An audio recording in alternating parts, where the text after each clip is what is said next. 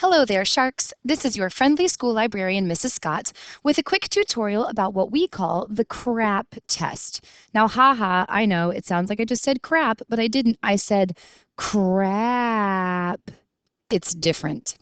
It's a 5-letter acronym that reminds us the kinds of things we should do when we are looking at information online to make sure that it's information worthy of using for our writing and research projects.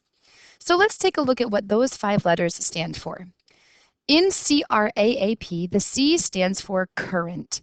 Is the information that you are reading recently published or updated?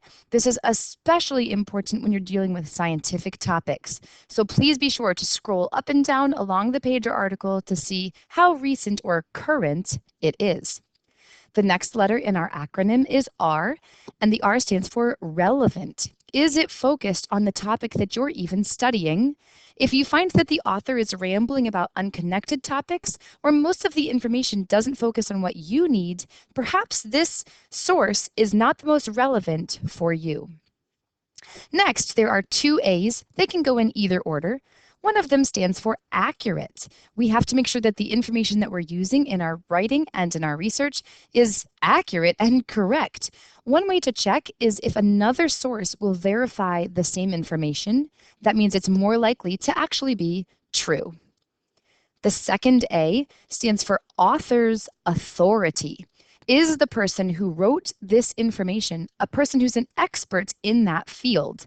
And it could be that it's not an individual. It might be something published by a reputable organization of people. That's also fine. But if you're learning about outer space, relying on NASA is a good choice, while relying on your mom, maybe not so much, unless your mom works for NASA. The final letter in the acronym is P, and this seems most important, but also most easily skipped.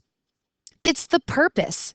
Is the purpose of this text or this resource just to inform you, or are they trying to manipulate you, to sell you something, or to give you just one perspective on the topic as opposed to multiple perspectives on the topic? So let's see if we can put the CRAAP test into real life. I have here 2 websites, both of which I think are pretty good, but we're going to give them the CRAAP test and see what we can find. The first one comes to us from National Geographic Kids, which overall is an organization that I really would trust for most research purposes. But if we begin with the C, current, you'll notice that at the top of this article, it does not have the date when it was written or published anywhere to be seen. And as I scroll down, there's no dates anywhere. At the end, which is another location where you'll sometimes find the publication date, there not only isn't an date, but instead it says that the copyright for their entire website is just from 2015 to 2019. That is very current, but is this particular page on the newer end of things or not? I'm not really sure. If I was trying to learn about the moon landing, then this website would be very relevant. The title is The Moon Landing, and all of the pictures and images corresponds to that topic, and all of the information inside is also about that topic. So it is very relevant. If I was studying about President John F. Kennedy, as another example, this website would only be a little relevant. He is mentioned in this one paragraph since he was president of the United States when we landed on the moon, but since the entire article is about him, it would not be relevant to learn more about that president. Now let's move on to the 2 A's, accurate and author's authority. National Geographic is known as a reputable organization for many things dealing especially with science. But this article does not tell us specifically who wrote, edited, or published it. That makes me a little bit worried.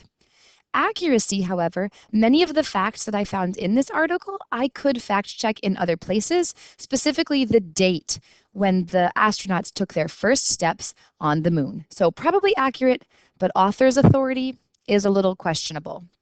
And finally, the P. What is the purpose of this website? At the beginning, it looks like it's just to inform. However, as I carefully scroll down, I start to notice on the sides and throughout the middle of the article, are advertisements. They want me to buy Lego Friends toys and go explore specific aquariums. While it's not very distracting and there weren't pop-ups, there were still advertisements nonetheless. Would this website pass the CRAAP test? It would be a maybe for me. Let's take a look at a second website, however. This website is actually NASA's website, and their page specifically about July 20th, 1969, when astronauts took their first steps on the moon. There is a date at the top of this article about when it was published, July 20th, 2019. That is extremely recent. And at the bottom of this article, the date is reiterated when it was updated. And while we're down here, it even said that it was edited by a NASA administrator. And farther down the page, it has a specific name of that person. Do I know Brian Dunbar? No. But could I do further research about him and his qualifications? Yes. So I would say pretty current. Relevant, again, this entire website is about the moon landing, so it's on topic and helpful. Now on to the two A's, accurate and author's authority. The website gave information that, again, was found in other places and gave very specific details. For example, let's take a look at this sentence. It says, the three-stage, 363-foot rocket will use its 7.5 million pounds of thrust to propel them into space and into history. Those are some very specific details that we could verify on multiple other websites. That looks pretty accurate. Author's authority, as we've already discussed, it's NASA, so that's the National Aeronautics and Space Administration, the government entity literally in charge of exploring space. And we had the name of the author down below. So let's move on to the P, purpose. This website seems to be entirely dedicated to informing the public about NASA's work throughout history. There were no ads along the sides, and the language was very straightforward, including direct quotes from the astronauts as they took these very adventuresome steps on the moon. Nothing was manipulative, and probably I could verify this information in multiple places.